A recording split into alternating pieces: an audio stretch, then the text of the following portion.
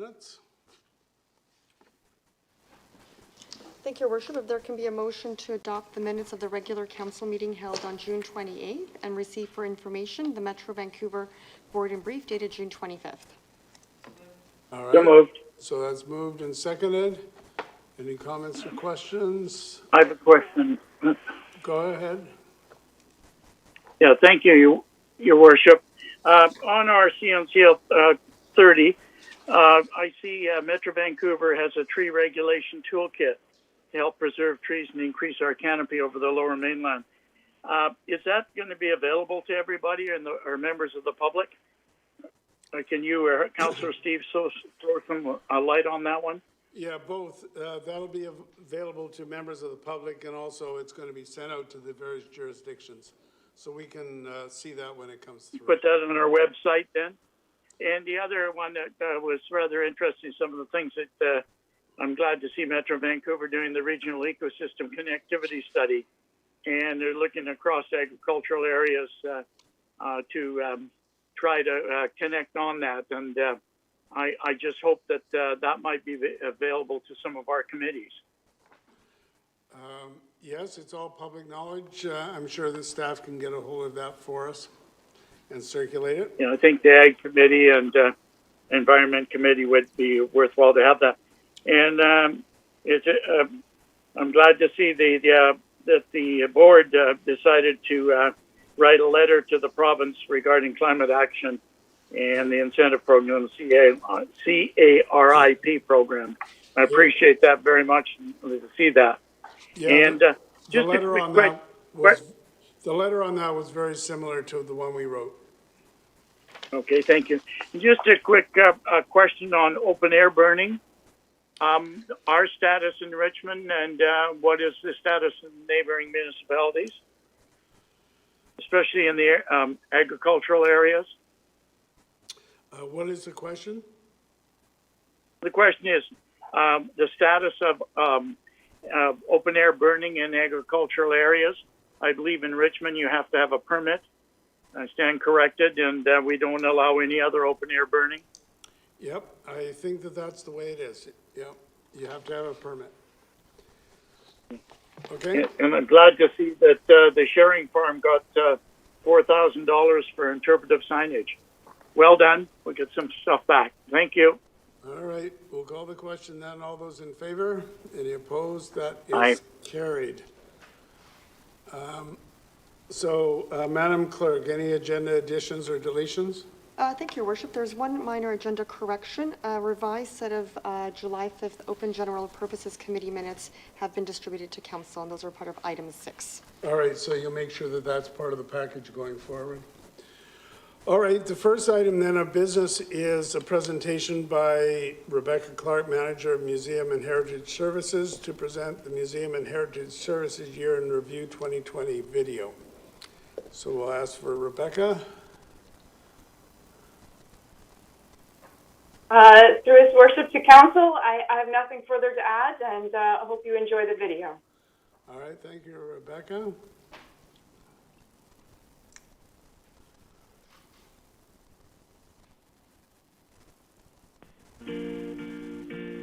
2020 brought an interesting year of challenges and opportunities for museums and heritage sites in Richmond. In March, places closed due to the COVID-19 pandemic. While closed, we stayed connected to our communities and provided access to our sites through online experiences. As more was understood about the virus, we were able to reopen places with safety protocols in place to protect visitors. With the help of grant funding and our society partners, we were able to adjust programs and events to continue in new and safe ways. Some events, such as Doors Open Richmond, the Richmond Maritime Festival, Culture Days, Remembrance Day, and Songs in the Snow, had great success providing experiences online. Many programs, such as the London Heritage Farm Society's plant sale, the Richmond Museum's Young Archaeologist Summer Camp, and Winter in the Village, were able to safely continue outside.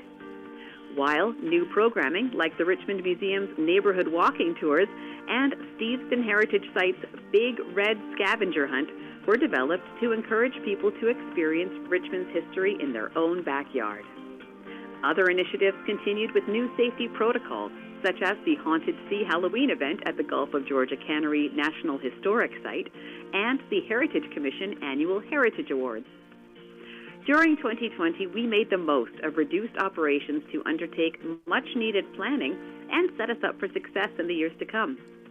This included working on the Steveston Heritage Site's interpretive plan, designing the new Richmond Olympic Experience exhibits, planning for the new Richmond History video series, and creating a new London Heritage Farm master plan. This planning was done with stakeholders in person when possible and through video conferencing when not.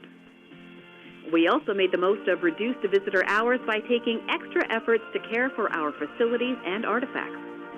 This included completing the restoration of the Burnaby Wooden Boat, undertaking a number of repairs to buildings at Britannia shipyards, and caring for our artifacts collections.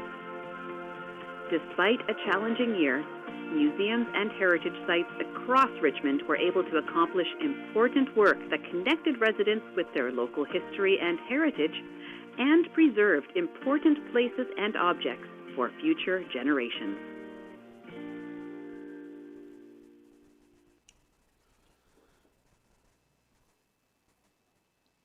Well, thank you very much.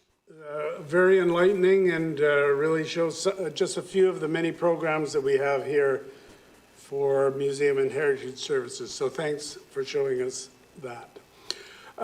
With that, may I have a motion resolving the Committee of the Whole to hear delegations on items on the agenda? So moved. Moved and seconded. All those in favor, opposed, carried.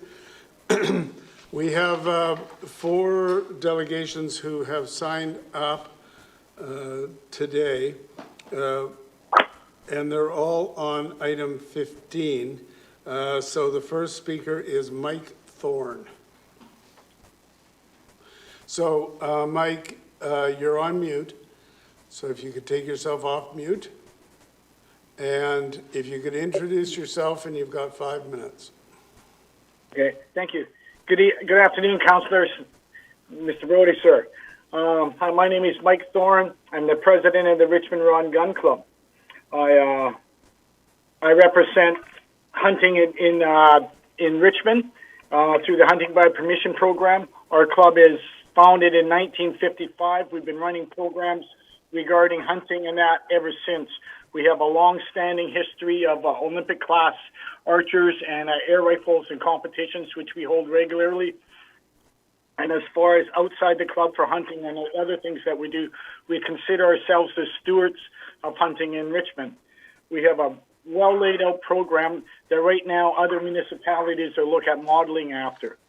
And after our last meeting, we are already in conference and working with the city to modify and adapt the maps so that, say, a hunter was to go out to a farmer's field, he'd have to have permission and all his permits, of course, and licenses, and then we would provide him with a map of that property where he is, with the boundaries on which he is allowed to shoot within, right?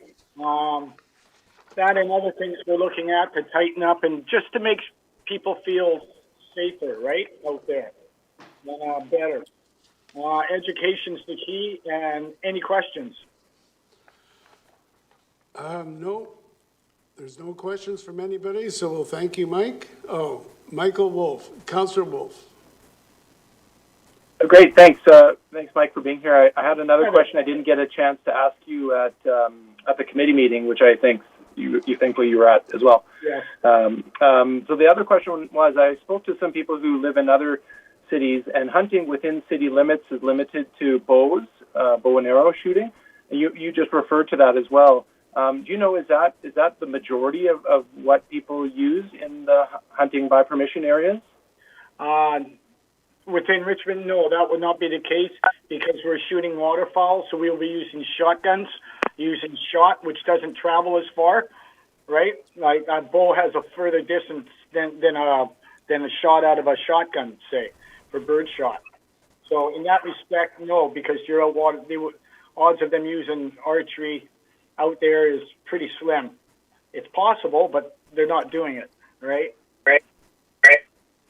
Great. Thank you very much. I appreciate that. All right. Mike, the reference to archery and air guns, isn't your club the occupant of part of the premises on River Road? And isn't that where they have that kind of activity? Yes, Councillor. We're at 7400 River Road, right beside the gymnastics. We have a venue in there. We have a Department of National Defense certified air range, which we hold tournaments and that out of, and we run 3 groups of air cadets out of. Our archery range is just awesome, thanks to the city here. It shows really well, and we have 2 elite athletes in archery. We got 2 elite shooters in our pistols, and we got guys that are on the national team in archery. We're lucky to have people like this working and promoting the sport. Thank you. All right, thank you. Thanks, Mike. We'll now go to Teresa Murphy.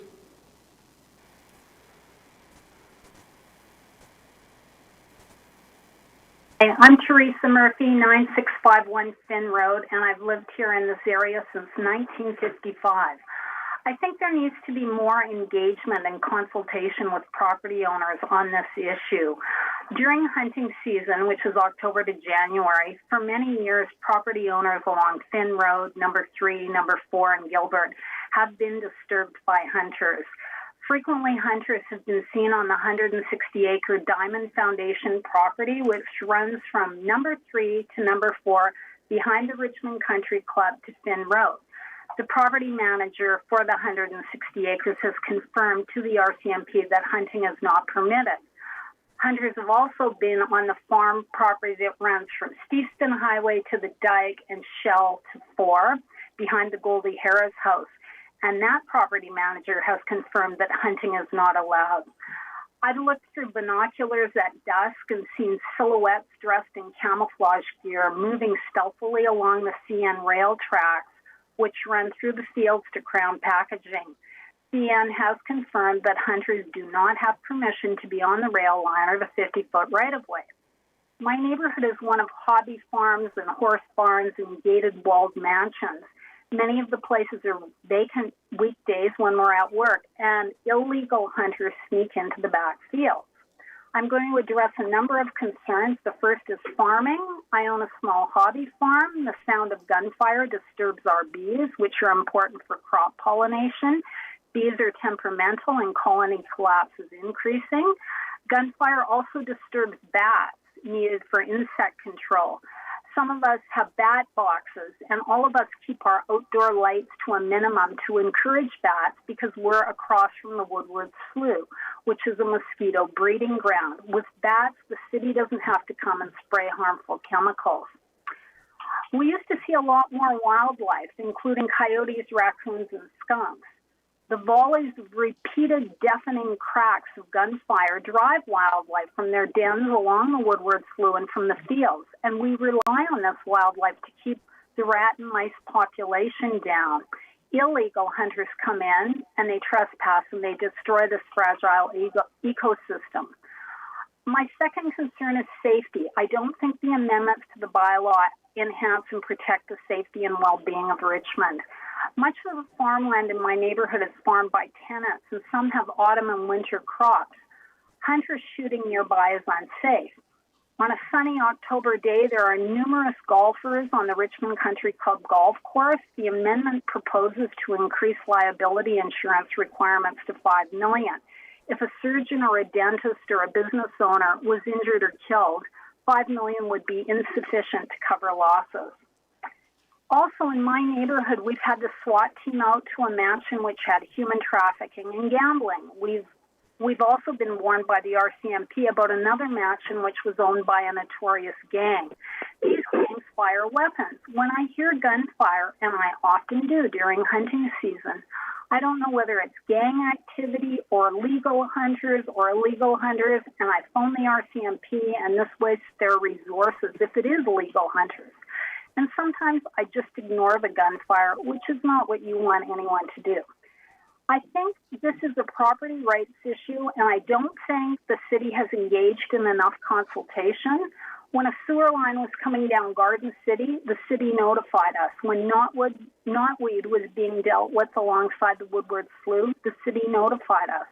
When the issue of matches on farmland was coming up, the city notified us.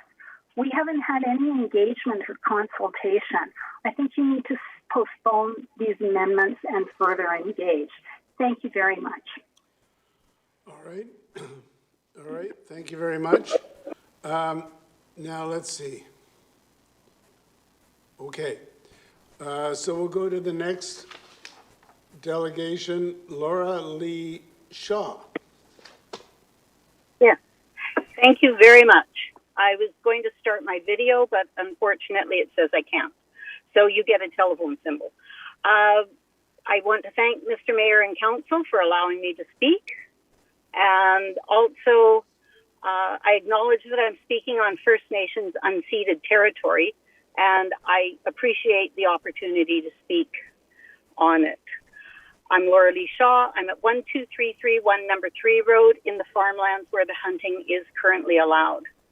I have concerns with the discharge of firearms being allowed in my neighborhood. I understand the Vancouver Gun Club vets the people that apply for hunting licenses. Respectfully, I say their vetting isn't always successful at stopping inappropriate people from receiving hunting licenses for our area. Apparently, or allegedly, according to the Vancouver Gun Club representative, the fellow that was shooting into the fields off the back deck of the mansion at Steveston Highway and Number 4 Road was issued a license by the Vancouver Gun Club just the day before. So clearly their instructions to prospective hunters are not thorough enough. He did not follow the rules of distance from homes and possibly other infractions.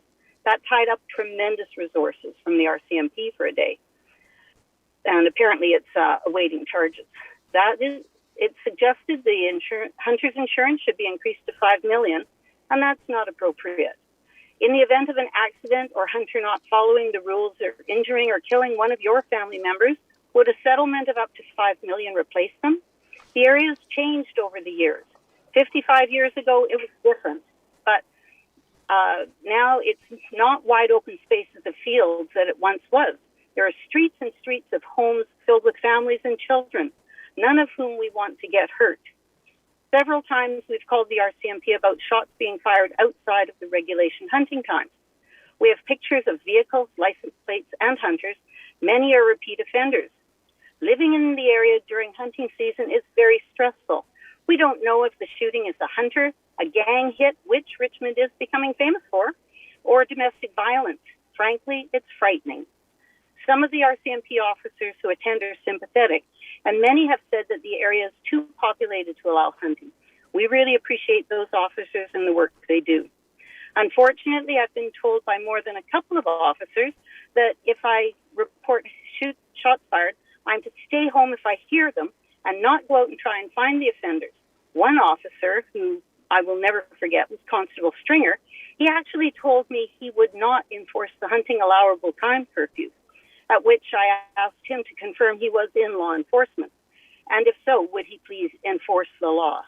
He declined, and I said I would go out and find the hunters myself. Then I noticed as I was driving that he stayed in the area for over an hour driving around. Hopefully he was looking for the offenders, not just following me. But what a lapse of judgment and damaging to the RCMP reputation to have an officer say that. Rules should not be open to subjective opinions from officers or civic employees. Although the hunters are supposed to have written permission from the landowner to hunt on private property, many of our landowners do not live locally. They may not understand their liability at having people on their land with guns, and their names and signatures can be forged with the police not having the resources in time or manpower to check on each permission note. Lastly, when a business wants to do developing or filming in the area notices, everything goes to the homeowners. We're kept up to date. When they're working on the sewer, even though I don't live on Gilbert Road, where the sewer line runs down, nor do I have sewer services, I'm on septic, the city sends around notices regarding the work and changes being made. I ask that the City of Richmond do the same with important decisions such as discharge of firearm matters. My neighbors don't want the hunting in our area. I don't want hunting in our area. The barn next to my house has been hit by gunfire. I have chased injured birds in the field next to me to try and help them before they bleed to death or get attacked by a predator. and I'm fearful that the next bullet could hit someone I love, or it could hit me. Please bring the issue of hunting on our ALR land to a citywide discussion so everyone can have input. I find it interesting that it's the Vancouver Rod and Gun Club. If they're Vancouver Rod and Gun, why aren't they shooting in Vancouver? Oh, because they're not allowed to. So they come out to Richmond, and that's just not right. Thank you very much. I appreciate the opportunity. Ma'am, I do notice that the report refers to the Richmond Rod and Gun Club. I think the Vancouver Rod and Gun Club is the one that has the range on Westminster Highway. Could be wrong, but I think that's the case. Anyway, we'll go to Councillor Wolf. Yes, thank you, Your Worship, to the delegate. First, I'll just mention your video is on, so thanks for being here for that. And I pulled over. Gotcha. And I also wanted to clarify, because I think I heard you refer to Vancouver Rod and Gun Club 4 times, but I know you were at the committee meeting where there was a representative from the Richmond Rod and Gun Club who did make that statement, the one you referred to about the number 4 road and Stevenson Highway shooting. Yeah, so just to clarify that, I think that's what you referred to. Okay. I stand corrected. Thank you. Great. Okay. Great. And I'll have further questions, but it's for staff in relation to what you said. Thanks. All right. And I've lost my list. We've got one further speaker or delegation. It's Helmut Pastrick on the same item. Helmut? Yes, thank you, Your Worship, and Council. I have 2 main points to make. Can you and the first is with respect. Please introduce yourself. Thought I did. Please introduce yourself. You're on mute now. Got it. Okay, my name is Helmut Pastrick. I live at 9651 Finn Road in Richmond. And I have 2 main points to make. And the first relates to the Schedule A map. I find that map very general, and it needs to be more specific. Today's technology, GIS technology, should enable us to derive a map that reflects the 135-meter setback or requirement with respect to roads, buildings, other public places, etc. That would be very helpful. When I looked at the Richmond interactive map on the website, where I could actually lay out very crudely the 135-meter setback requirement, I found that the area south of Steveston, between Gilbert and number 3, was really a marginally viable hunting area, given the number of buildings and the roads, etc. And that's just one example. I think there potentially are others as well that really would need to be clarified and identified in particular. So a more detailed map should be possible with today's GIS technology. Would be very helpful for property owners and, of course, for hunters as well. They would know exactly their boundaries, if you will. So that I would recommend that we pursue that and come up with a much more detailed map where hunting is allowed. The second point relates to signage. I think there's a need to have hunting signs posted by the city in these areas. And the sign could read something like, "No hunting without permission of property owner," and, of course, in accordance with city bylaws and subject to fines. I think posting these signs at key places in the respective areas would potentially deter some illegal hunting. It wouldn't stop it, but would potentially deter. Certainly provide more information and more awareness, and that is always a good, would be very helpful. Those are my 2 main points, and I do agree with the other delegations regarding consultation as well. I think that'd be very useful. I know the issue of whether their hunting bylaw should even be allowed or in place is another matter. But I think consulting with property owners is really a minimum in this respect. So those are my points, Your Worship. All right, thank you very much. So with that, may I have a motion to rise and report? Moved and seconded. All those in favor, opposed? That is carried. Then we go to the consent agenda. The consent agenda highlights include the receipt of committee minutes, the 2020 Richmond Film Office year in review, the municipal and regional district tax imposition bylaw, council's strategic plan for the 2020 update, the revenue anticipation borrowing bylaw, the banking resolution update, the application by Christian and Missionary Alliance, the Canadian Pacific District for Agricultural Land Reserve Non-Farm Use at 11371 Number 3 Road, the Assembly Zone sites in the Agricultural Land Reserve, and finally the low-end market rental unit placement. May I have a motion to adopt those general consent? So that's moved. So moved. Moved and seconded. Okay, we'll ask you to raise your hand if you want to speak to this stuff. All right, I'm not seeing anyone. I'll call the question. All those in favor? Anybody opposed? I want to speak to a couple of items. Mayor Brody, I'd like to speak to a couple of items. I'm sorry my video is not working. All right, Councillor Day, go ahead. Thank you very much. I'm sorry, I'm experiencing serious technical difficulties tonight. I apologize. I just want to speak to a couple of items. Number 8 was the municipal and regional district tax imposition. I want to let the people know about this, that this is actually a 3% tax on hotel rooms. And so this is not a citizen tax. And I was pleased to see that 23 out of 26 hotels endorse this tax. And of course, that money goes towards tourism. So I think that's a really smart tax that helps to bring people into Richmond. And of course, that brings revenue to businesses and whatnot. I wanted to speak to number 12, which is the Christian Missionary Alliance School, which is the one at number 3 in Stevenson Highway, basically. This school has been operating for decades, and the school was built the same year, the building was built the same year as the ALR was formed. So this is a more than reasonable exemption for a school that has been in operation for a very, very long time.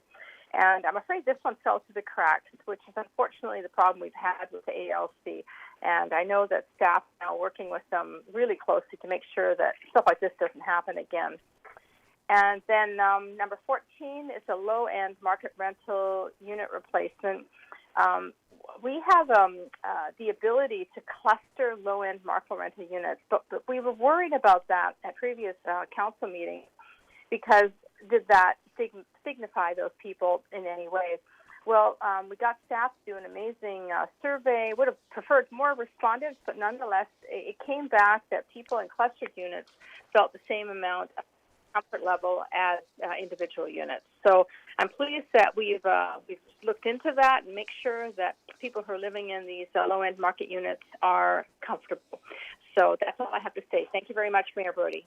All right, we'll call the question. All those in favor? Anybody opposed? That is carried. All right, that brings us to the items that have been taken off the consent agenda. The first one is the one we've heard from delegations on, the amendments to the regulation of the discharge of firearms bylaw. And we'll go to Councillor Steves, who is chair of the Parks, Recreation, and Cultural Services Committee, to introduce it. Harold? Harold, you're on mute. Harold, you're on mute.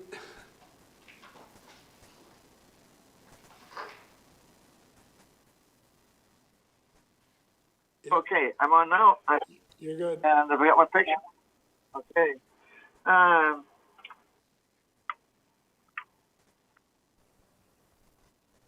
Okay. Which one are we on here? I can't find it. Number 15, Harold.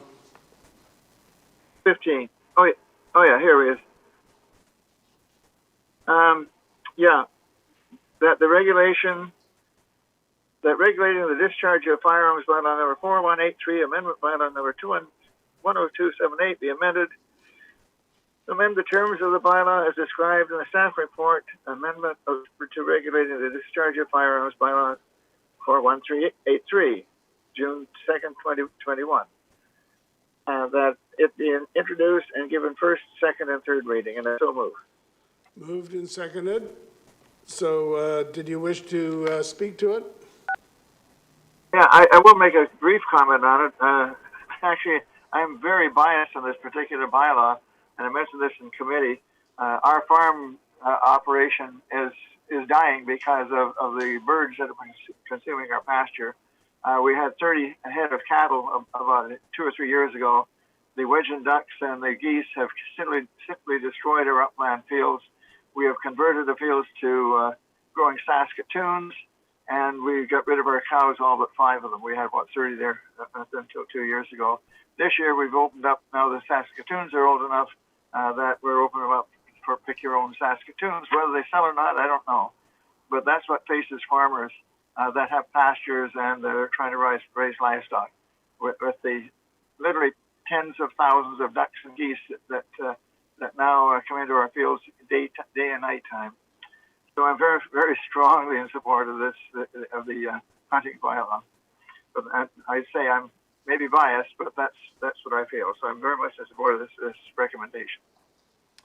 All right, thank you. Councillor McNulty. Yeah, thank you, Worship. I'll support this because I think we have to separate hunting from protecting farmland and farming and letting farmers do it. But I have some questions, Your Worship, and I maybe think we should be given direction to staff on it, because I think hunting is a privilege, just like any other activity in Richmond. And hearing from the delegations, I think it's important that we look after their welfare as well.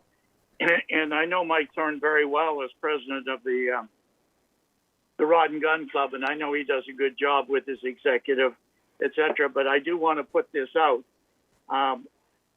I think the permit process needs to be evaluated, and I say that to Mr. Thorne. I can't believe somebody can come in a night before with a translator and know all the rules of Canada and hunting and get a permit within 24 hours and start shooting.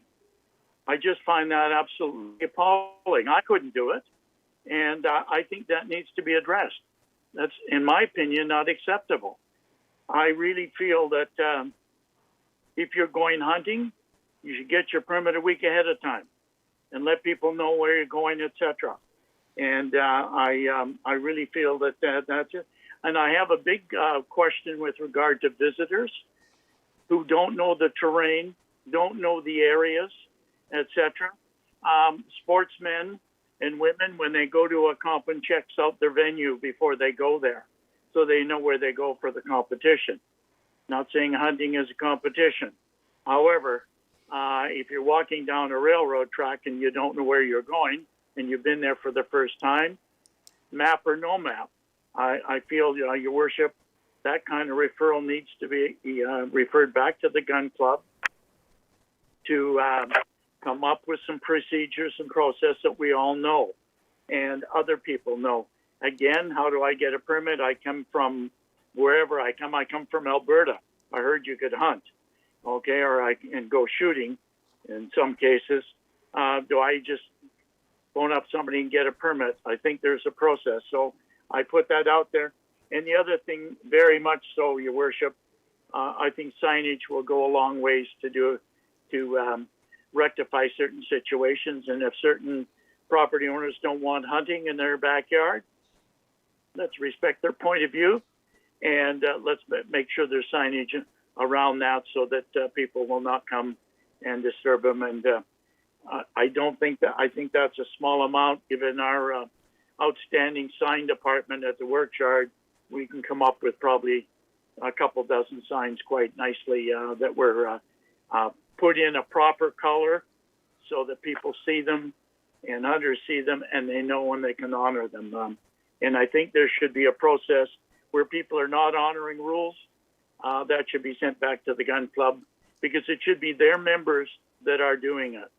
and that's why we have the gun club, and that's why we're having this bylaw. So I think some people have a little bit of homework to do. We are going to go to public hearing. I think this kind of thing can be done before the public hearing, and we can see how it goes from there.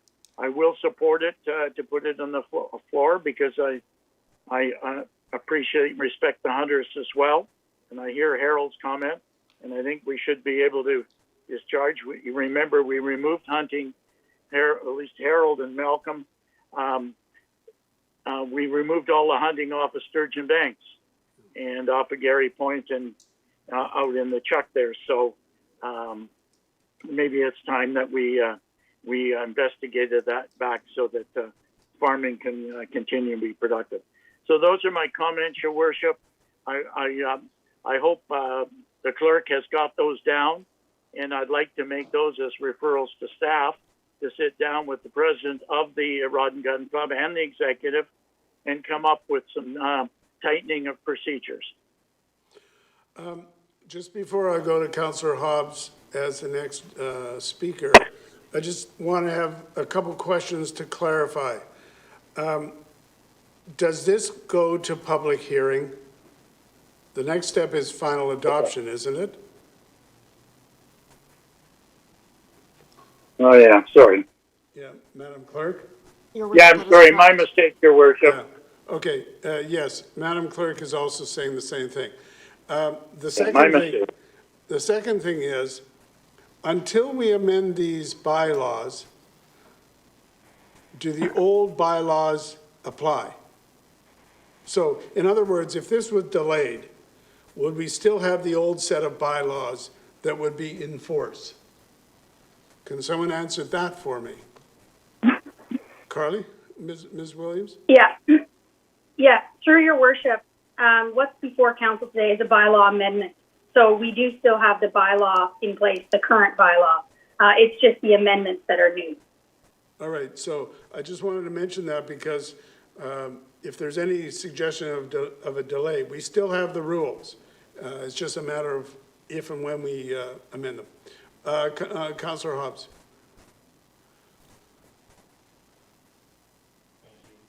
Oh, sorry, go ahead. Thank you. Through the chair. Yeah, this is an interesting topic because hunting and firearms are like some of the other hot topic issues in our country, in our province, and urban areas and rural. And it always evokes strong opinions and some strong emotions, justifiably so, because it's important to people. And education of hunters and education of the public and communication, some signage, some improvement in training, improvement in maps, especially in a place like Richmond, can all be part of a continual process to improve the situation.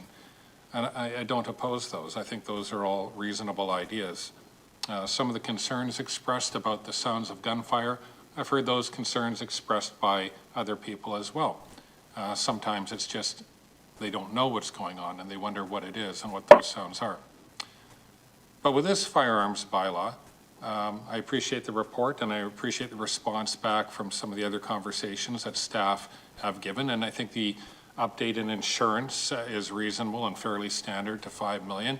You have to keep in mind that prosecution for firearms offenses under the BC Offence Act can go up to $50,000, which is quite a substantial amount of money.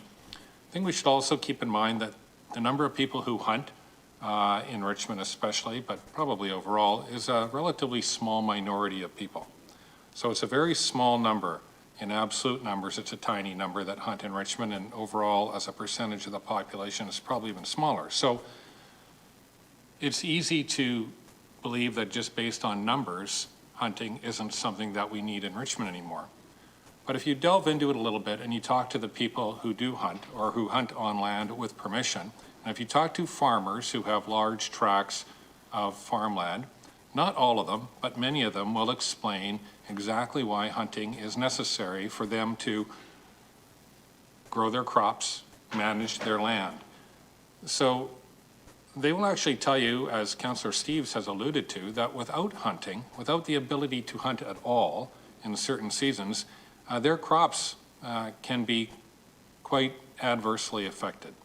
So it's important to realize that if we're going to support farmers, and many of us in our community talk about the importance of farmland and the ALR, and I think we all believe in that, then we have to think of policies that can help farmers as well, or that do help farmers. Hunting is one of those policies. It's not that we can't have more education and some of the things I've mentioned tonight. We can have that. But this bylaw recommendation is fairly straightforward in what it is attempting to do. And I've already mentioned the two things. So I will be supporting the staff recommendation regarding this bylaw. The Richmond Rod and Gun Club is a responsible community member and has been for many years, and they are a community stakeholder as well. If there's improvements to be made in their processes, I'm all for that. But this is an important tool for farmers. And although it is a small minority of people in Richmond that actually hunt, it is an important aspect to farm life. So I will be supporting it. Thank you very much. All right, Councillor Wolf. Thank you very much, Your Worship. I got a number of questions here that have come up from the delegation, a number of delegations we had today, and also some of my consultation with friends and family who have bigger gun cabinets than I do have closet space. I'll just to start out with, we received a really wonderful memo from staff that came in July 12th, and I'm quite certain all of the delegates, or maybe Mike knew about it, but the other 3 delegates probably were not aware of it. I didn't go over it at the time because I believe they're still in the meeting able to hear this now. So my question to staff first is, the items listed on the memo that I'll just briefly summarize for us. It is about the area in question of hunting by permission, and that the Richmond Rod and Gun Club will work with the property owners to help to make better maps in the future that maybe will be updated annually to see whose properties are in or not. The second item is around signage going on the roads that go around the 2 areas, East Richmond and south of Easton Highway. Third one is that if any landowner wants no hunting signs, they will be provided, and they by the city, and they can put them up at their properties. And then the fourth item on that memo was that letters will be sent to each property owner in the 2 hunting zones outlined. So my question to staff, are those 4 recommendations that are in this memo, are they solidified with the item that we're discussing right now, or are they separate and they'll go ahead anyway, no matter what happens tonight? Through the chair to Councillor Wolf, we can move forward on all of these items. It will make a difference as it relates to the bylaw and the fines and the final wording on the signage. That would be the only change. Great. I really appreciate the quick turnaround since that Parks and Rec meeting, and to be able to have that conversation with Rod and Gun Club members to get that verified. That was really terrific. The second question I have, this is in our report before us tonight. On our page 204, the Richmond Rod and Gun Club did a really good job of summarizing their telephone survey. And my question really boils down to one of the points there where they asked and found out the number of farms that pass holders hunted within these 2 zones the past year. And if you get the results, it says 13 pass holders hunted on 1 farm and 3 pass holders hunted on 2 or 4 different farms. Do we know if that 1 farm was the same as one of the 2 to 4 farms? And if so, then that really simplifies the map, that there's only 4 parcels, so we don't need to really focus on the 850 anymore. That is very cumbersome to deal with. We could just make a map for this year that shows the 4 to 5 farms that were used last year. Could that be a simple starting place? Through the chair to Councillor Wolf, yeah, the intention will be to work with the Richmond Rod and Gun Club and all of the individuals that are going to take part in the program, and we'll zero in on the exact property with the dimensions. And again, hopefully that will it'll be straightforward and relatively simple to complete the task, and also clarify what they're allowed to do and not do. Great, thanks. And I think your worship to staff, I think my final question then on this point will be around the terminology of open area. That came up at in committee around, I think, a conflicted use of that term. So the city of Richmond, I believe, refers to open area as the area south of the Fraser River, which includes Kirkland, Gunn, Woodward, Duck, Barber, and Williamson Islands. And then I heard from a delegate in committee that the open area term is actually a provincial term, and that's what hunters refer to again, what we're calling the hunt by permission. Many people who want to discharge firearms consider those areas open areas because that's what the province calls it. Can that be clarified by staff? Through the chair to Councillor Wolf, I will have to follow up with the provincial government and the biologists that we work with to get some clarification, and we can send that out to Mayor and Council. Okay, great. I appreciate that. Thank you. I just have a few comments, if I may, then, Your Worship, on this item. So I have to say that I'm really in support of many things that have come to this point today. I'm in support of the amendments that we're looking at making to the existing bylaw. I'm in support of all the things that are on the staff memo that we received. I'm in support of the continuation of the Richmond Rod and Gun Club in the role that they play. However, saying all that, I still feel that there's a difference between being a resident and feeling safe and giving access for recreation and food harvesting of animals that are hunted. And as a result, I know that the conclusion in our report here is saying that this is going to make things safer, but I don't think we're there yet, and I have a really tough time approving something that we hear from people who are fearful, who have clear evidence that's on an ongoing basis, and I don't think we're doing what's fully necessary just yet, but we're on the track. And one of the things I wanted to, I think, helps me solidify how we'll get there is we're going to be sending out these letters to 850 parcels in the two zones, and to be able to hunt on those parcels, people will need a letter, in a handwritten or hand-signed letter that they can go. So it's not that you can just go in any of the hunting permission area.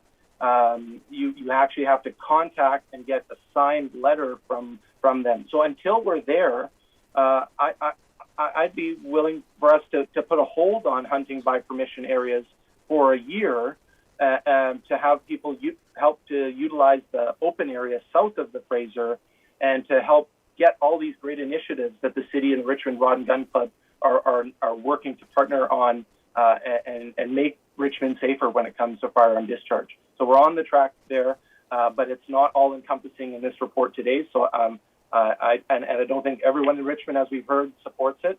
So I'm going to provide the opposition at this point till we can make it a safer all-around program. So thank you very much. All right, Councillor Howe. Yes, Your Worship, I would support the motion on table, and because I think these are important changes. I think we need those changes to improve the situation. Having said that, I think we cannot just stop here, because for example, right, the increase of insurance coverage is not going to really address some of the concerns being raised by the residents, like safety. I think this is not going to address it. It may be, after the fact, okay, when something happened, there's a better coverage of insurance. But we want to prevent things from happening. So I think I agree with some comments already being made. We have to go further into taking an overall reassessment of the situation and see what kind of changes we have to make in terms of policy or procedures. For example, it's already mentioned signage. I think we can improve on that. And the idea that perhaps some farmers or local people, they can put up a sign saying that no hunting here, right? I mean, they should have the choice of putting up a sign saying that for their property. So perhaps, those are the things that we need to explore further. And also, I think there are two pieces of the issue. One is education, and the other is enforcement. Now, I noticed that in the report, staff mentioned that there were 20 calls to the RCMP in the last 3 years, and none so far has been brought to charging in court. Now, I don't know, what are the details of those cases, and why was none of them being charged? Was it because, when the RCMP arrived, the person's gone, or, there's no substantial evidence. So I think there's an enforcement piece that I think that we have to look further into. And for education, signage might be one thing. On the other hand, I don't know if we ever think about limiting hunting to Richmond residents only, or only to members of the Richmond Gun Club. Somebody has mentioned hunting is not a right? It's a privilege. And perhaps, we should not be open Richmond for hunters all over.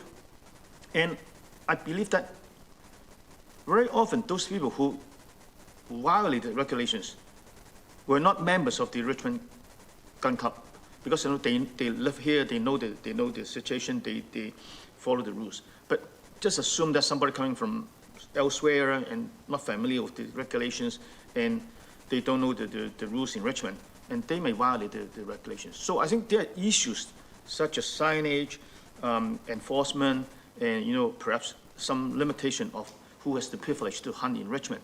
I think those are the issues that I would like staff to explore further and come up with other recommendations. But as the motion stands right now here on table, I would support it. Thank you. Councillor McPhail. Thank you, Your Worship. I support the motions on the floor, but I do agree with some of the comments of my colleagues that perhaps we could be doing a little bit more. I do have a question to you, Your Worship, to staff, and thank you to staff for being so proactive and getting us the memo that outlines some of the steps going forward. In regards to the letter that's going to go out to each property owner, I'm wondering if there could be a comment section added so that they could give feedback over the course of the next hunting season. And is there going to be a section on, what to do? I know it seems obvious, call the police if you see someone on your property or if you hear shots fired. But, perhaps for immigrants or new Canadians, what to do if they see someone on their property or hear gunshots, who to call. Maybe a contact number at the Richmond Rod and Gun Club. And I think it would be really good if we get a report back after the upcoming hunting season and, see what some of the comments from the letters have been and, maybe get some data on the number of shots fired, calls for service, just so we can see how things are going. And I would agree that, education and enforcement are key. And I'm wondering if there's an opportunity to have some kind of a community-wide general education program that when, in advance of hunting season, that maybe goes out in the newspaper or on social media, this is going to happen, those kinds of things. So that, I've talked to people who've heard, shots and they've come from Delta and, they're wondering what's going on. So I can see how it would be, it's not a good feeling to hear that, and you do get worried. So I think the bylaw amendment before us is good. It moves us forward, and I think that if we have a little bit more information from the community, perhaps we could, look at something next year. Thanks, Your Worship. Thank you. I will also support the bylaw amendments that we have in front of us. But once we get through that, I want to talk about a referral to staff to it's been mentioned by a number of people. We really need to go farther. This has been around since 1983, and Richmond Rod and Gun Club's done a good job, but it's time to look at a number of aspects that have been mentioned by various people to see how we can improve and fine-tune the situation. So I'm going to call the question. Carol Day, I'd like to speak to this issue. Yes, Councillor. Thank you very much, Mayor Brody. Sorry, I'm experiencing huge technical problems tonight. I had a question of staff. If we approve this tonight with the changes from $500,000 to or $5 million to $10 million, and all the $1,000 to $50,000 fines, and can we also, between now and public hearing, make the recommendations or the direction to staff to make changes with regards to signage and education and whatnot? There will be no public hearing. That has been established. And it'll just go for final adoption in the near future. And secondly, the process would take much longer than just a week or two. Okay, I would also agree with referring it back, and the items I would like to direct staff to do is that, well, first of all, I think we have to recognize the amazing job that the Rod and Gun Club have done with the PAL course and the core course and the registering the 22 passes that were issued to bona fide, respecting hunters.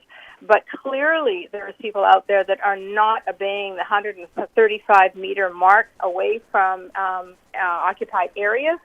So I would like staff to create, 100 signs that can be put every 50 meters along those populated areas to clearly mark where the borderline is, where you absolutely cannot hunt. And then I'd also like to direct staff to critique the map, because the map is clearly not detailed enough. If you look at it, it looks like a big square. And, I've been down that area, and there's plenty of roads on Finn Road and Fore Road and Garden City Road, but there is people living.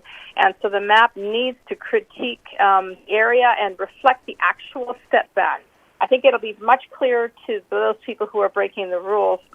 And I'd also like to absolutely do an education exercise where we advertise in the local paper what are the rules so there can be no confusion. So before it goes to public hearing, those are the issues that I'm most interested in dealing with, because I think that, the Rod and Gun Club is doing the best they can with, the power that they have, but we need staff working with them to make this a really good education piece to people who just don't seem to get it. Councillor Day, there will be no public hearing. Secondly, are you making a motion to refer this back? Yes, Mayor Brody, I am. All right. Is that seconded? It's seconded. I'm calling the question on the referral back. All those in favor?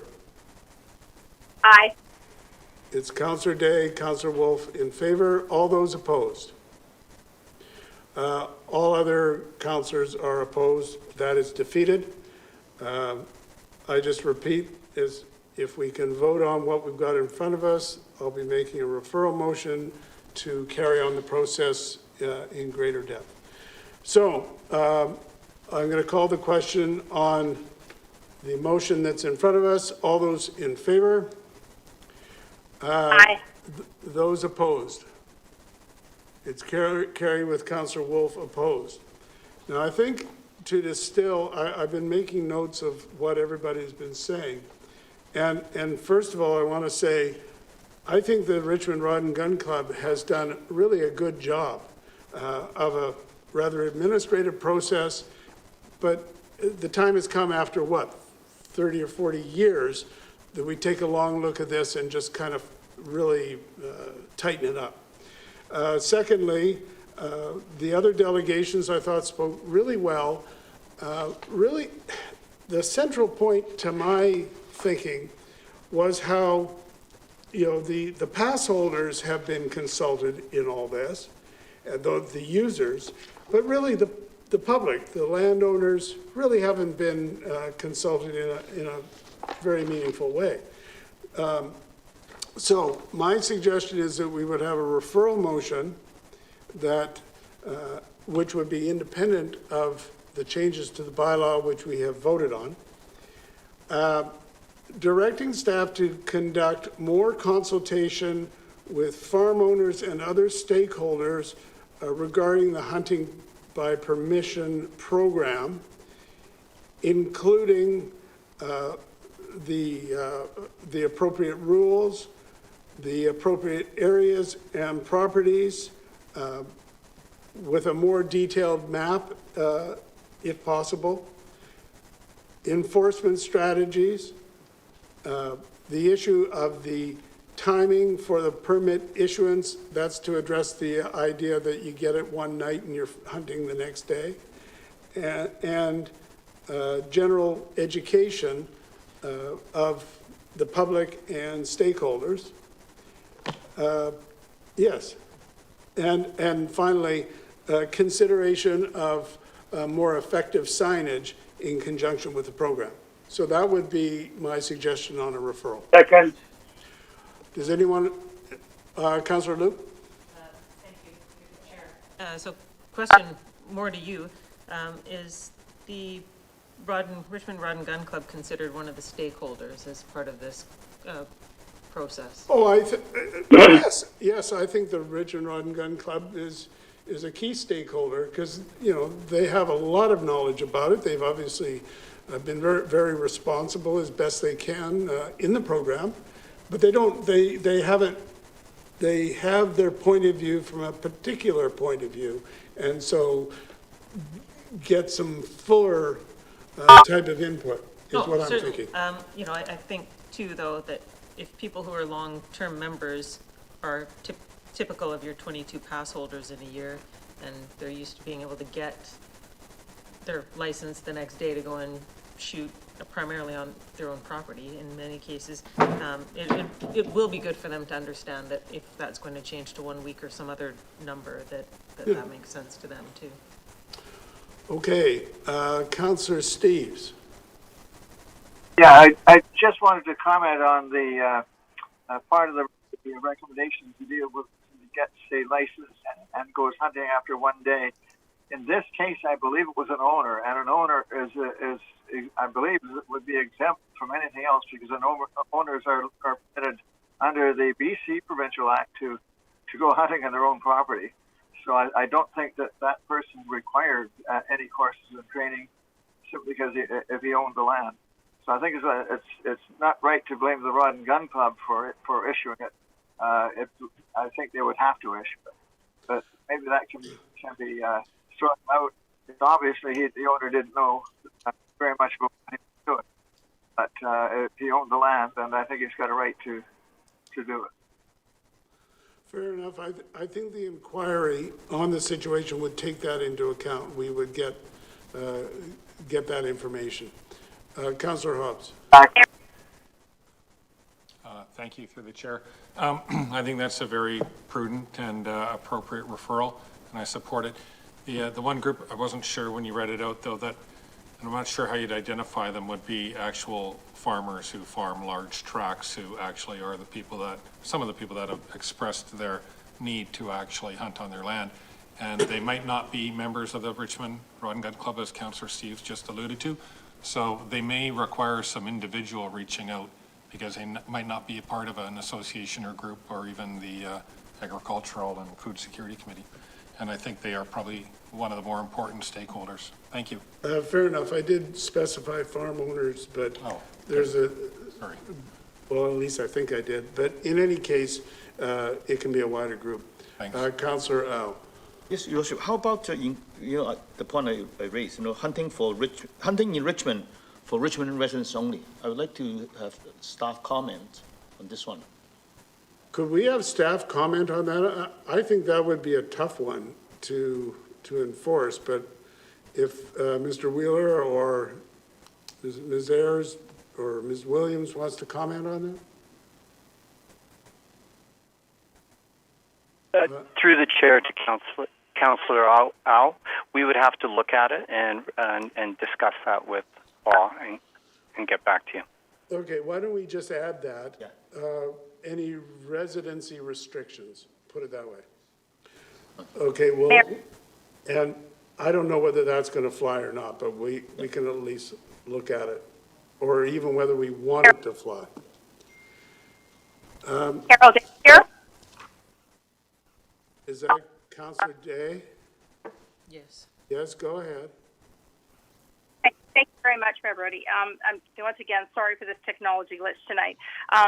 This reminds me of when we had a problem with people finding remote control airplanes in the school fields, and it was a huge issue. And what we did was we brought together the legitimate RC flyers with the people who just plain didn't know they were doing anything wrong.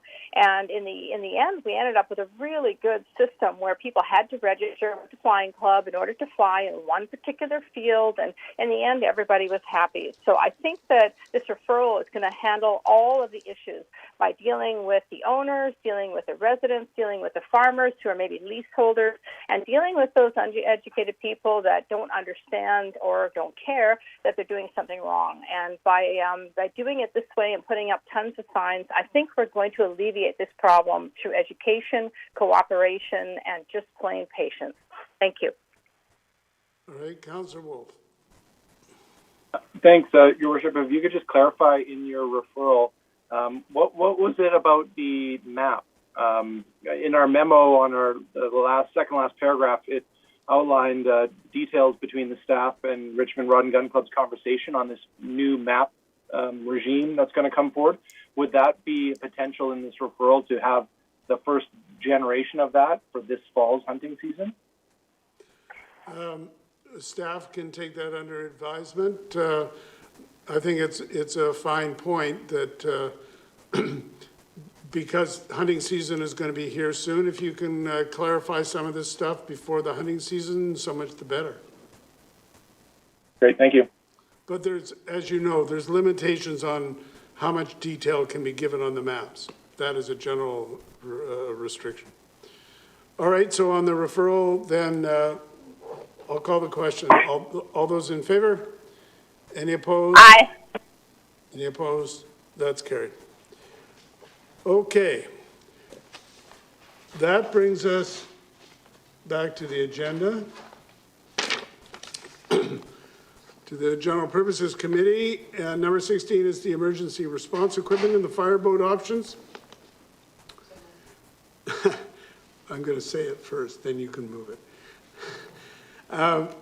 That the land-based option of high-flow industrial pump with a source of funds of $800,000 of additional capital cost to come from the jet fuel agreement be approved, and that staff continue to have additional discussions for a regional solution for fire protection on the water and examine if the industrial pump can be placed on a barge. And I would so move. So that's moved and seconded. Let me just go to that item. When we were kind of forced to approve the jet fuel access, fuel line access agreements, there was a sum of money, and that's what we're talking about. We're looking at the possibility of fire suppression as it affects the new infrastructure and the vessels that are going to be plying the Fraser River. Staff has summarized what we could do. We could either just leave status quo with nothing, or a land-based option. In the next capital purchase for the Richmond Fire Rescue, they would have a more elaborate and sophisticated piece of apparatus that we could use for fire suppression should some disaster strike. And that would cost an extra $800,000 and then additional operating budget impact. Now, there are two more options, a medium fireboat option which would cost $2.2 million in capital cost and $250,000 for operating budget, or a large fireboat, which would be $10 to $25 million in the operating budget impact. I believe that this motion talks about the approval of the high-flow industrial pump. It provides the extra money that we're going to need to obtain it, and I think that that is the secret to the thing. We said that we want staff to continue talking with regional partners on a regional solution if that's possible. And also, it was Councillor Steves, I believe, who made a good point that if possible, wouldn't it be great if you could take that industrial pumper and put it on a barge and then take it to any kind of a water-based fire? So I think that this is appropriate, and we'll look for other comments and questions. Councillor Hobbs. Thank you. I've got Councillor Hobbs, Councillor Wolf, and then Councillor Day. Thank you, and through the chair. Yeah, I think what you just outlined and the recommendation is reasonable, given all the circumstances. There's a couple memos that arrived today, which I think make a number of good points, one by Mr. Langer, one by Councillor Day. And I don't think what we do here tonight will necessarily, and Ms. Lerner, I don't think anything we do tonight is going to preclude us from following up on those points either. But in terms of this situation, I mean, always preparing for very high risk but low frequency events is difficult, if not impossible, to fully prepare for. So it's a matter of being best prepared. And I think the high velocity or high volume pumper truck is a reasonable option to take, because it will allow, I believe, fire rescue services, and I will ask this question, to effectively or more effectively combat a lot of the types of fires we're talking about, because a lot of them are still somewhat land-based. So I'm supportive of it for the high flow pumper for that reason. So if I could just ask a question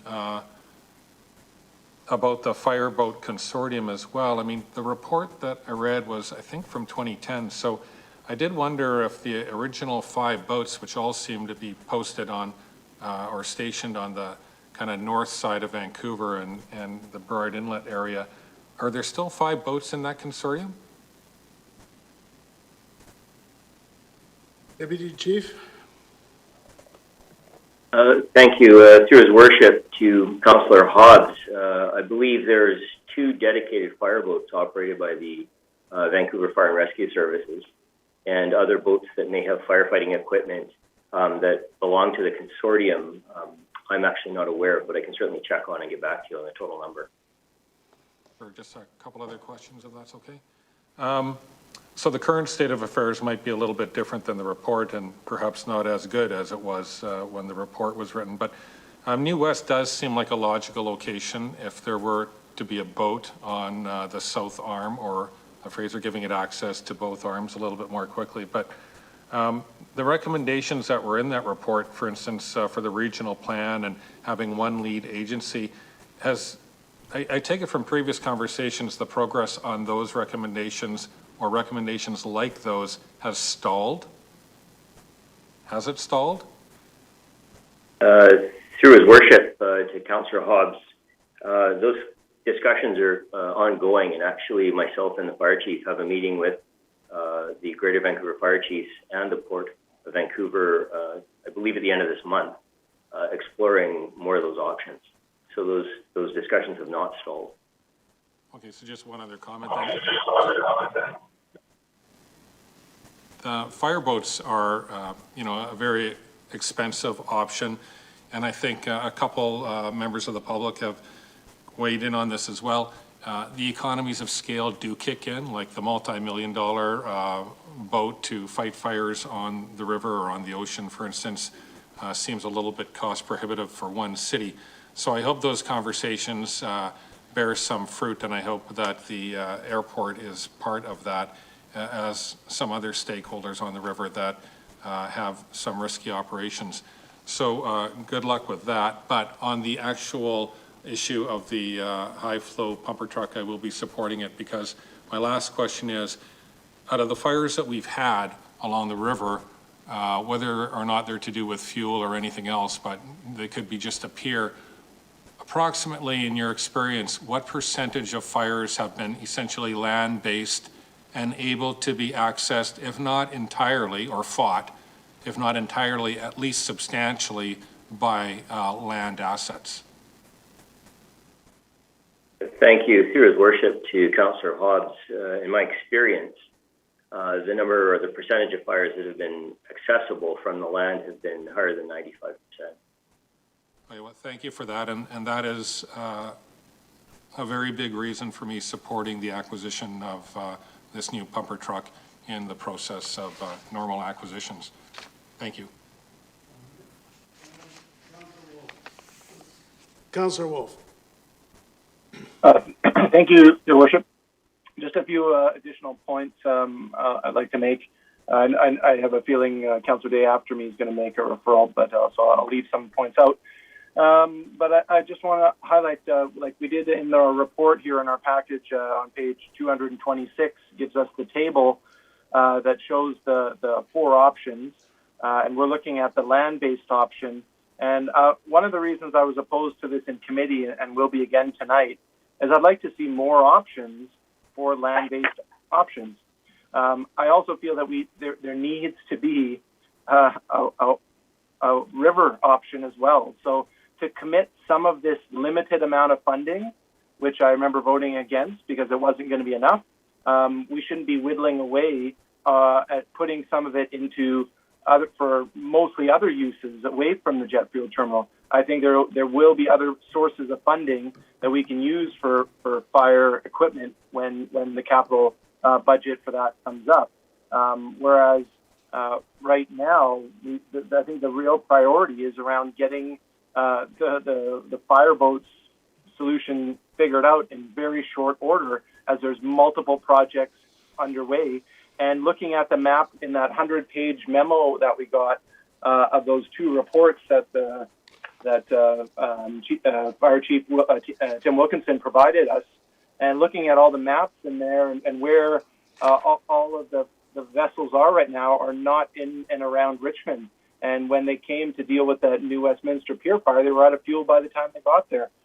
So we really need that solution. And I did hear when we were talking to, or when Chief Wilkinson was in committee, about the fact that the conversations did somewhat come to just being Richmond, Vancouver, and the port, and all of the other groups are kind of putting it on hold.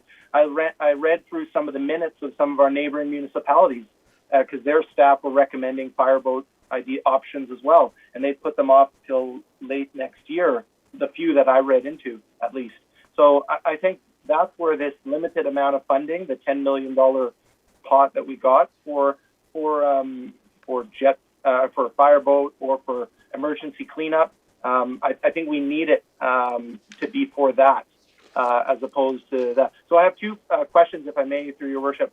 One is, do we have like a rough estimate?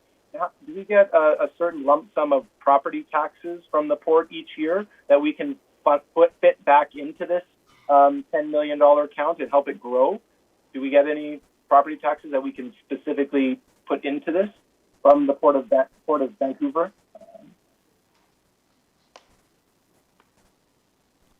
Through your worship to Councillor Wolf, we do get payments in lieu of taxes from the port. However, they offset then the property tax increase annually. So if you were to set aside amounts into the reserve, then you'd have to, it would be a tax impact. Right. Okay. Do you have just are you able to give a ballpark figure for annual amounts, or is that not doable right now? I don't have the amount on hand right now. Yeah. No worries. My second question relates to if staff are aware of the potential for the jet fuel project to actually be completely unlike we were told or sold on years ago. So are staff aware that they're actually requesting a larger truck transfer station for jet fuel? And if so, then I think the fire department should really know what scale they're planning to build there, so that we also have used some of our funding for the jet fuel risk that will maybe need to be mitigated on Sea Island at the jet fuel terminal that's there, as they want to expand trucking. And we were told they were going to need less trucking because of this pipeline. So what is it? Do staff know about it? And yeah. Through his worship to Councillor Wolf, thank you very much. I'll certainly look into what the options are going to be, and if this is new information, I can report back. Thank you. Okay, thank you very much. Councillor Steves. Yeah, thanks. I support the motion to get a high-powered pumper truck, and I've seen how successful they are in these last few weeks fighting the forest fires for ranchers that have them or borrow them or get them there somehow. They can send jets of water great distance and really over tops of buildings and over tops of trees and come down and hit the fire. So I think it'll go a long ways to put out fires from the land side. And I did suggest, as the mayor suggested, of having a boat or barge of sorts that a fire truck could actually go out in the water if need be. The other thought I've had since then is that my recollection is many, many years ago that the hovercraft was supposed to have the ability to put a bumper of some sort on the hovercraft for fighting fires from the water. So I'd appreciate it if somebody could check that out. Because some of these portable pumps are quite effective. Okay, Councillor McNulty. Thank you, Worship. I won't belabor the point. I just have a question of the chief. I will be supporting the recommendation on there. You know, we keep talking about everything in South Arm, et cetera, but we've got a North Arm of the river, and with a lot of boats and a lot of traffic on, and we keep forgetting about that, as well as Sea Island. So I have a question about the increased the high flow pumper. Is that capable of just fighting domestic fires if we have to? Through his worship to Councillor McNulty, thank you. The high flow pumper is basically a higher capacity fire truck that can be moved and located somewhat like our current fire trucks do. So the fire truck can get closer to where these issues are, water side or anywhere in the property we're in the city, wherever we can drive a current fire truck. So we could take it if we had to a regular fire downtown, if you wish. Is that not correct? Is what I'm getting at? Through his worship to Councillor McNulty, that is correct. It's a drivable vehicle. There'd be people driving it and sitting on it as the other trucks. Well, okay. That actually reinforces my thoughts for this pumper truck. Every 2 years or thereabouts, Your Worship, we trade in our and upgrade our pumper trucks.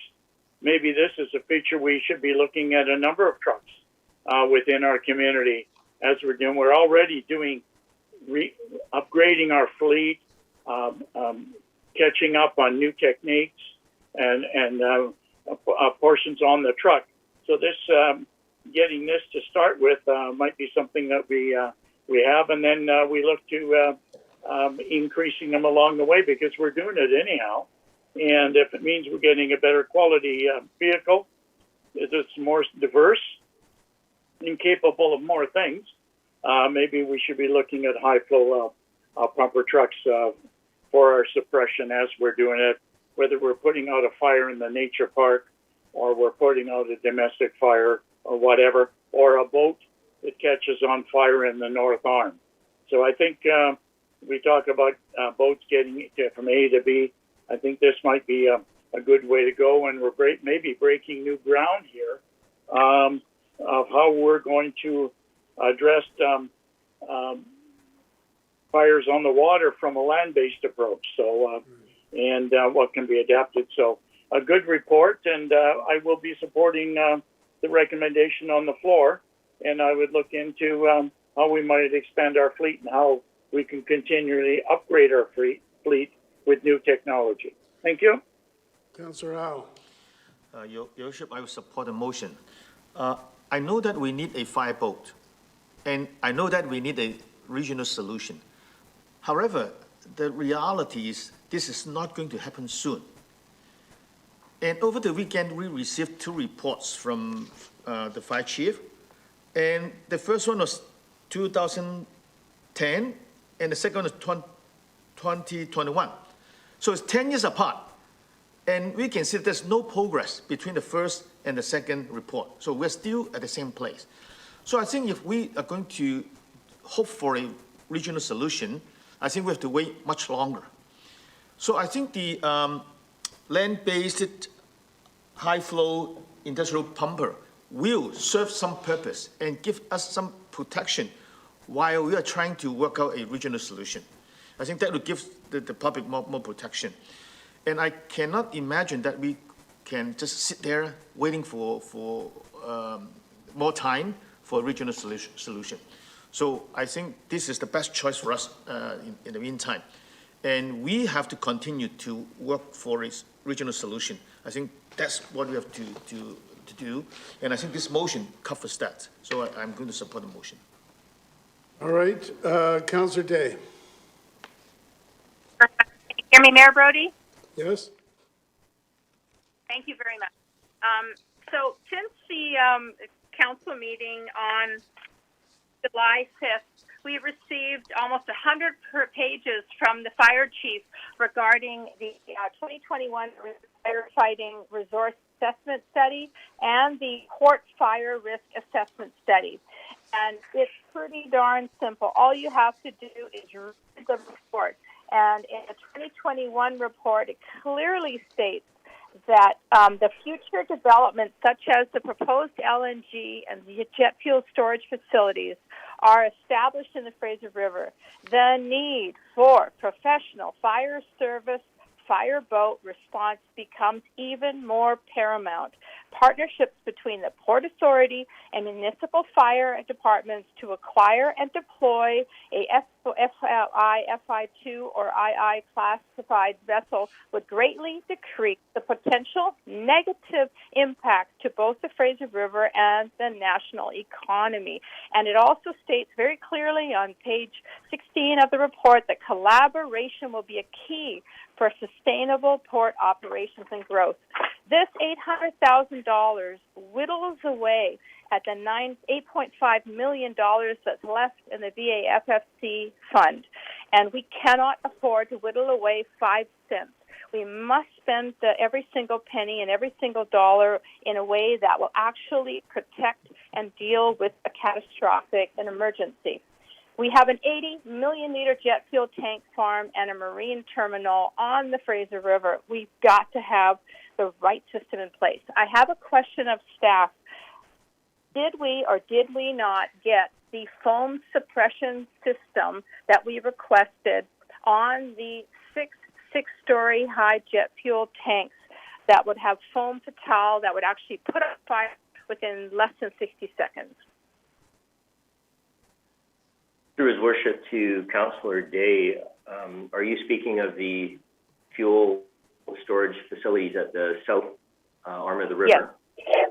Six-story tanks had requested the foam fatale system, which would have automatically dispersed foam in the event of a tank farm fire. Thank you. Through His Worship, back to Councillor Day. My understanding is that what was requested has been provided or will be provided.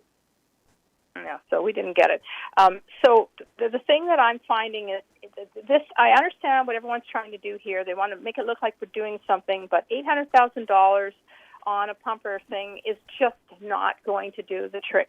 We need to start this coalition between New Westminster, Delta, Surrey, and Richmond. We need to get a fire boat that could potentially be docked in the middle in New Westminster, and that's where our money should be going. We have $8.5 million to spend. Let's not waste 5 cents of it. And for that reason, I'd like to make a motion to refer this back to staff for the staff to work with the Port of Metro Vancouver, the City of New Westminster, and the City of Surrey, the City of Delta, to develop a collaborative plan for fighting fires and spills on the Fraser River. And earlier, Councillor Wolf did ask how much are they paying in taxes, the VAF or the YVR and the Port Authority, and together they spend $16.7 million in combined taxes. I think we can push them for some more money, and it's time to do it now before an emergency happens. All right, so you're making that motion. Is that seconded? It is seconded by Councillor Wolf. Okay, I'm going to call the question. All those in favor of the referral motion? So it'd be Aye. Councillor Day, Councillor Wolf. All those opposed? All right, all the other councillors are opposed. It is defeated. I'm going to call the question on the motion that's on the floor, the main motion. All those in favor? Those opposed? Nay. Carol Day. Yes, it's carried with Councillors Wolf and Day opposed. Okay, so that brings us to the revised public art policy. And I'll read it out. The public art contributions, that option 1 for the allocation of voluntary developer public art contributions as described in the table of the staff report be endorsed. And secondly, that option 1 for the city and private public art contributions as described in table 3 of the staff report be endorsed, and I would so move. All right, I'll just summarize this situation, and those can speak to it if they wish. In terms of the public art program, which is a voluntary program for the city, a number of months ago, Council has straightened out some of the policy and the procedures that are involved in terms of the approval of the public art projects. So very simply, the first part of this recommendation is to talk about whether we want to change the program so that instead of it going, the money collected goes just to art, that it goes to art, and it can also go to art facilities. And my position on that is we've got we've got a number of reserves to talk about building buildings and financing them. And I think that the money that we get for public art should go to public art. The second aspect of it is the percentage of the budget that we get from the city on city projects is 1% of our budget. From the applicants, from the development community, we get 0.5%. And should that be equalized in some way by either increasing or decreasing one of those funds? And option 1 calls for a status quo, just leave it alone. And I think one of the main reasons for that was expressed is we've adjusted a number of programs talking about rent and low market rentals and rental properties and various other things that are going to cost the development community money. And so we should just leave well enough alone. At least that's kind of was my thinking at the time. So we'll go to the speakers. Councillor McPhail. Thank you, Your Worship. I support option 1, which is the status quo for the allocation of voluntary developer public art contributions. With regards to facilities, and as you mentioned, we already have a process for prioritizing, developing, and building facilities, so I don't think we need to set up a separate fund. Public art projects and projects in the community public art program would be threatened if funds from the public art reserve funds are allocated to other uses. And, these programs are well subscribed and are really vital to the community, in my opinion. And then for number 2, the city and private public art contributions, I support option 1, which is the status quo. We have a policy that follows best practices, and as the report highlights, we have a robust program. Other options contemplate doubling the current contribution developers are requested to provide, as well as adding adding layers to the process, and I can't support that. I'm just wondering, I'd like to make a small amendment, Your Worship, in that in the motion where it says like number 1, that option 1, and then number 2, that option 1, if we just insert status quo, I think that just makes it more clear. So it'd be that option 1, the status quo, and then in number 2, that option 1, the status quo. What would you do? Would you put it in brackets after option 1 in brackets status quo? Yeah. To me, that is the essence of what it is. Does anybody have a problem with that? Okay, so I'll take it that that's a friendly amendment in both cases. Thank you. Okay, Councillor Wolf. Yes, thank you very much. Thanks for outlining it at the start there, Your Worship. That helps to clarify it for the public and for all of us again. So I will be speaking in opposition to both parts, and I'll just clarify where I think things should lie based on some consultation I've had with some artists in the community and some of the feedback I've heard after reaching out. So for part 1, if you refer to our table 233, page 233, we have 4 options for this, and the one I've now landed at that I'm in most support of. I am also in support of option 1, the status quo, but I think there's a better end result if we go with option 3, which is the status quo plus council approval of developer contribution allocations. And I will thank the staff for including at the very bottom of that table and the impacts. They made the note that yes, there would be some more work as a result of having to bring it to council and have council bear the weight of some of the decisions that are made. And to offset that, there could be a administration fee percent change.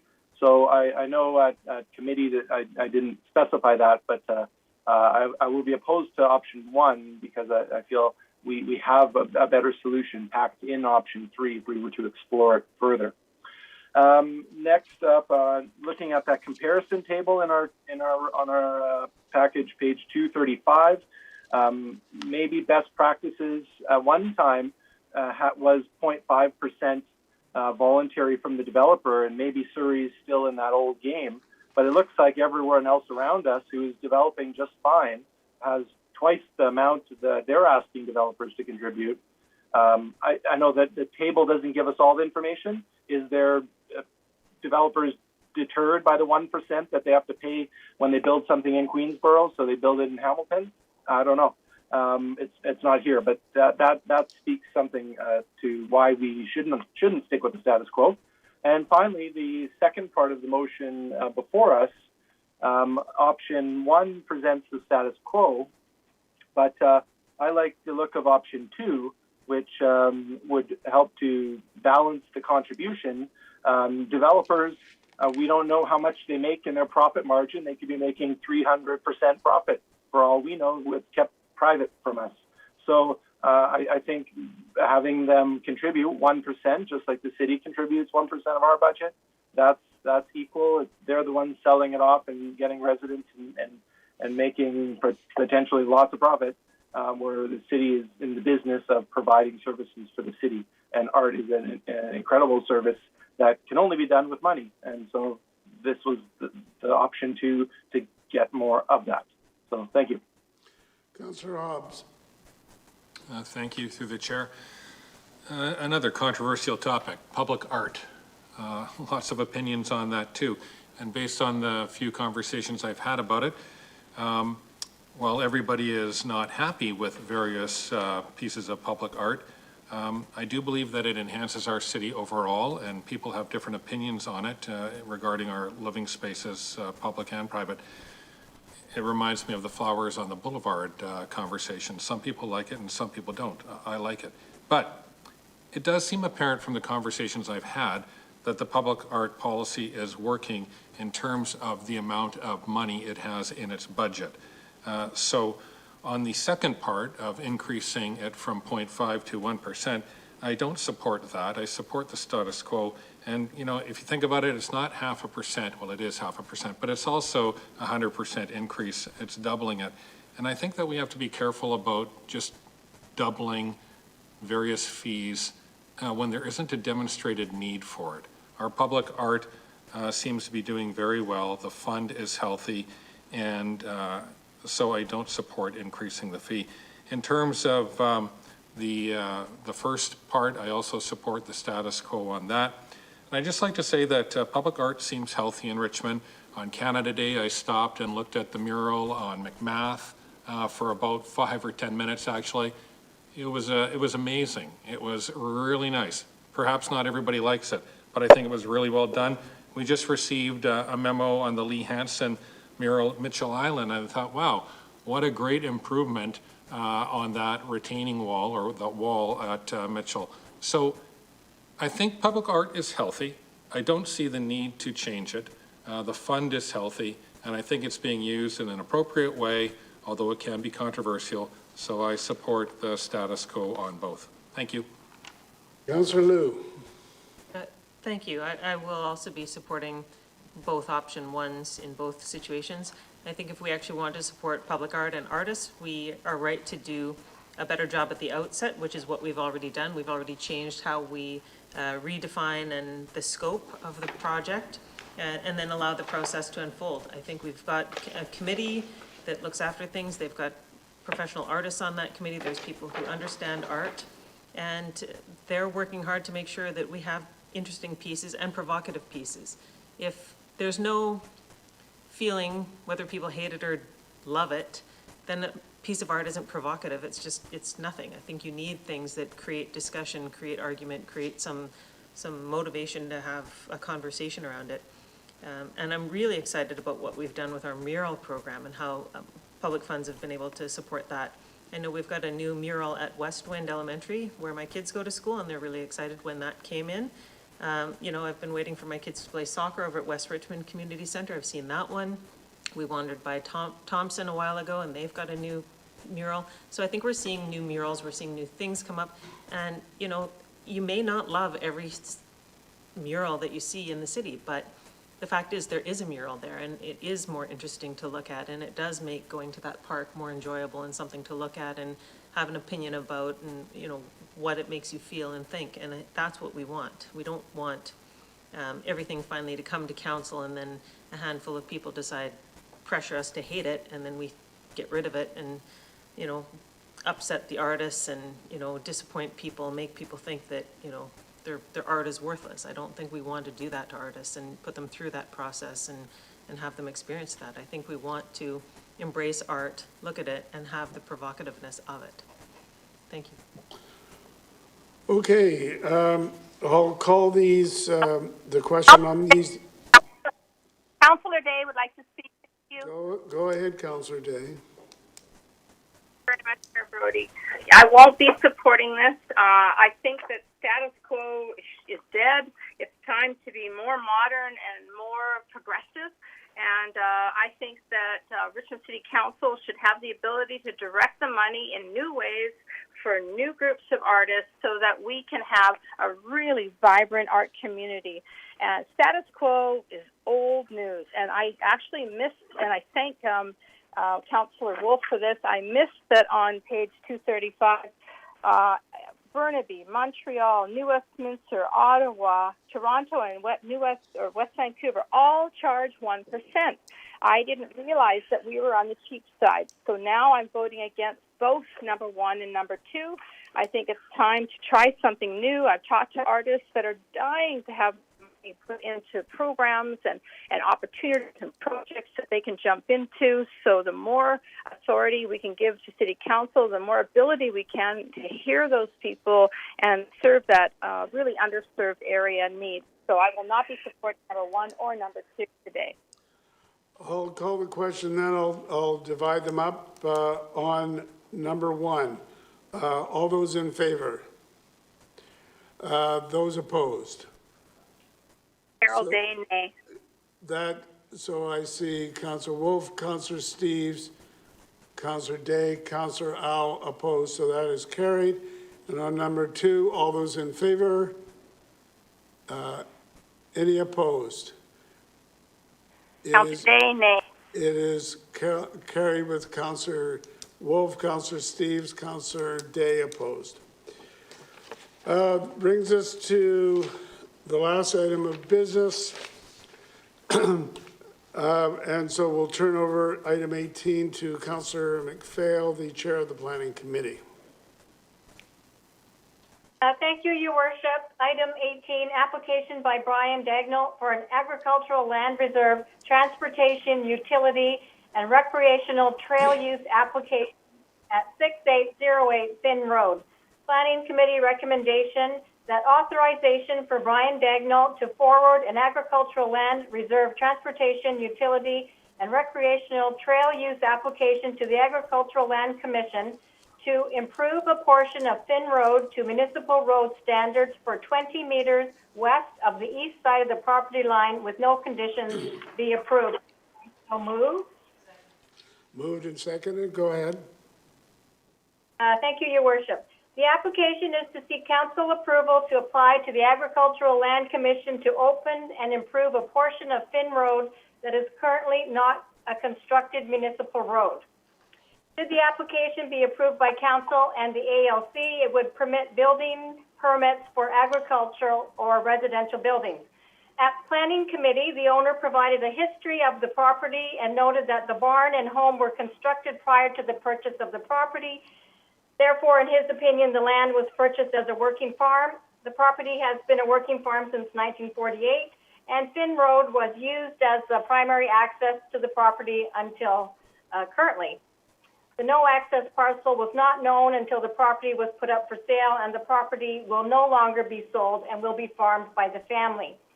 I believe that there is photographic and anecdotal evidence so that the application deserves to go to the Agricultural Land Commission for their decision. Thank you, Your Worship. Councillor Wolf. Thank you, Your Worship. Just a few comments on this item. I did attend the planning meeting and heard the conversations and the delegates who were there. And I thank staff for providing us a memo as a result of some of the conversations that happened there. We received a memo on July 8th about no access parcels in the ALR, of which it refers to 661 parcels in the ALR that are classified as no access parcels like this one. So if you talk about opening a can of worms or a can of something, this might be the one to do it. So I also note that we've done a number of items like this where it's been an application from a landowner. The difference I find with this one is it actually involves a municipal roadway. So it actually puts a little bit more of the city behind the momentum to not farm in those exact spots where there will be a road, there will be parking spaces, there'll be a house, there'll be septic fields, and all the other things that go with all that. So I don't think this is the time for the city to be supporting projects like this. And to go along with this, we just got information in our council inboxes about the province opening up flexibility. So even though we in committee, this was discussed as potentially having one house, as of today, there could be two houses put on that property as a result of the new flexible housing strategy that the province is bringing forward for ALR properties. So I think it's a dangerous precedent that could be set here. So I'll be opposing it. Thanks. All right. Councillor Day. Yes, go ahead. Councillor. Thank you very much. Yeah, I will not be supporting that. If it was just to extend for 20 meters and allow for the construction of a barn, I would be very supportive of this because I want to support farming. But in this case, the so-called house that was on the property was decommissioned in 1970. That's 40 years ago. This is a farming property. It's not a residential property. And once we open this up, we open up every single non-farm use or farm-only use road. And so I can't in good conscience support this. And I understand where the owner's coming from, but honestly, you had 40 years. It's time to make this into a nice new barn, and if we could make that amendment, I could support it. But if it's going to allow residential, I cannot support it. So I move that we amend this to only allow a barn structure for farming purposes. You're making a motion to amend? Yeah, only allow for a barn, not a residence. I'll come back to you. Councillor Hobbs? Thank you. Through the chair. Well, first of all, staff, thanks for the follow-up memo that was already mentioned. That was helpful as well. Because one of my questions during planning, or one of my comments was, you know, how much of a precedent is this? How many properties are there? And we had that conversation. And your memo points out that this is, as we discussed before, unique. And matter of fact, it's more unique than I even imagined it would be.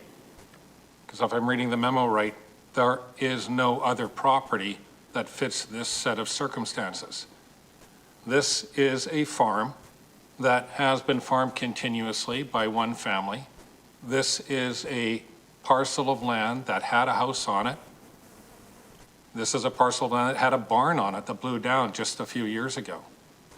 The rules of access have probably changed, I don't know how many times, since 1948 or 1950 or 1970. So now it's a no access parcel of land. We aren't creating anything. We're allowing the owner to possibly recreate a situation that existed before, where his family essentially homesteaded from their point of view. So I will be supporting it. If you go there and look at it, you can see where the barn was, you can see the footings, you can see the power pole where the power came in for the farm. This is not opening up a can of worms, and this is not opening up a debate about every no access parcel of land in the ALR. It's not. Because there is no other situation like this in Richmond. There is no other parcel of land that fits the details and the specifications of what we're talking about tonight. So I will be supporting the motion. Thank you. Councillor Steves.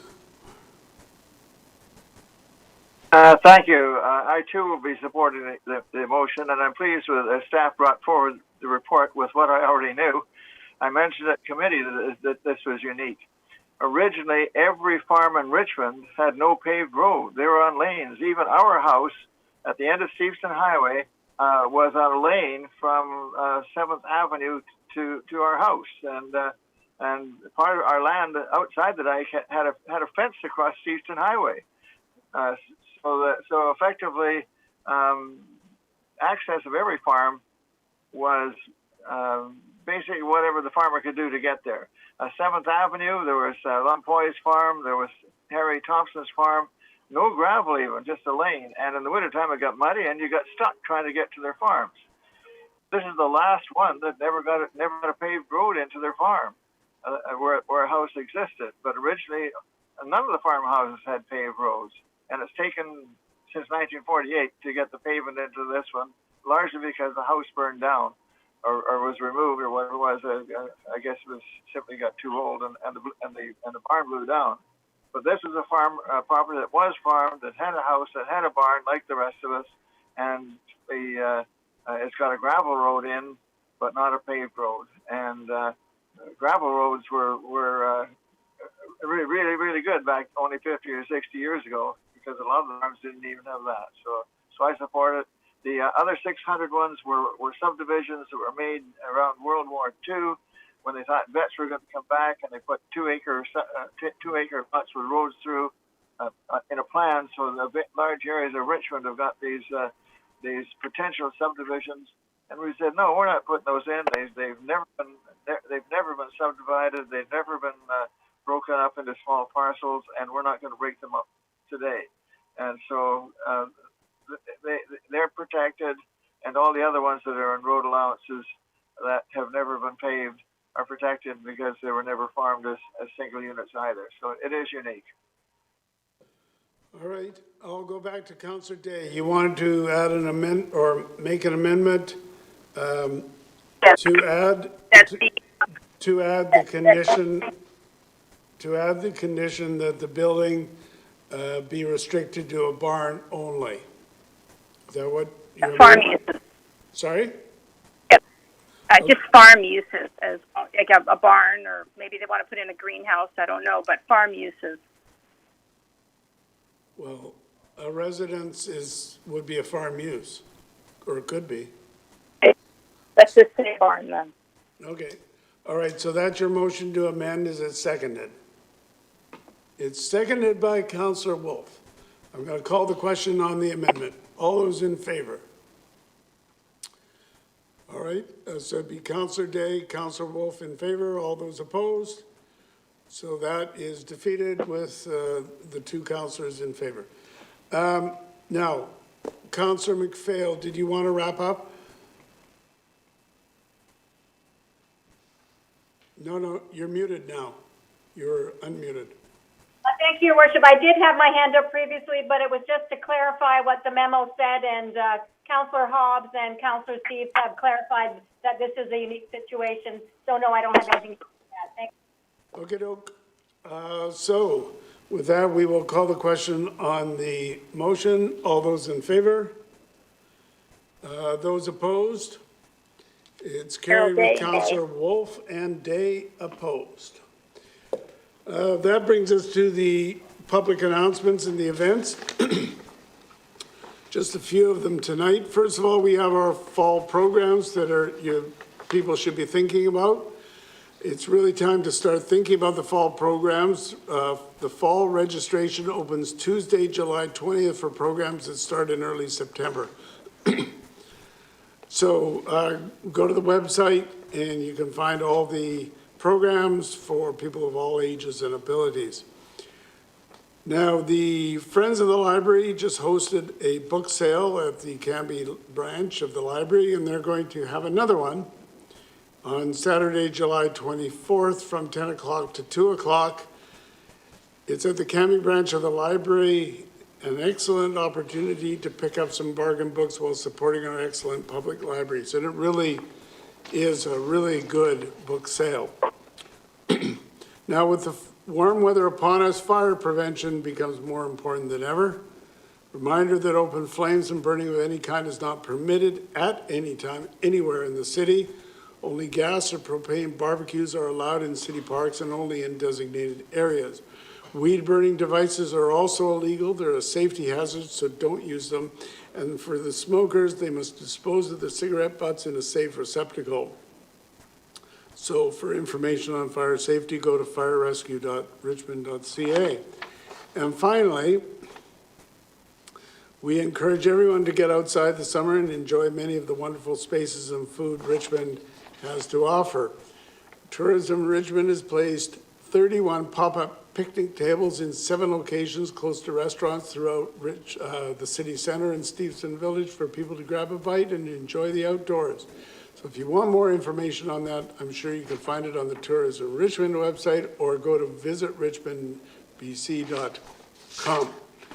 So Madam Clerk, bylaws for adoption. Thank you, Your Worship. There are 2 bylaws for final adoption, both with no noted opposition. So moved. Moved and seconded. Sorry, I just clicked out. Any discussion? All those in favor? Any opposed? That's carried. And for the development permit panel? Thank you. There are 2 recommendations for council. Recommendation 1, that the chair's report for the development permit panel meeting held on October 28, 2020 be received for information. And recommendation 2, that the recommendations of the panel to authorize the issuance of a development permit for the property at 8671, 8691, 8711, and 8731 Spires Road be endorsed and the permit so issued. So moved. So that's moved and seconded. Any discussion? All those in favor? Any opposed? That is carried. Someone move adjournment. Thank you. We're now adjourned.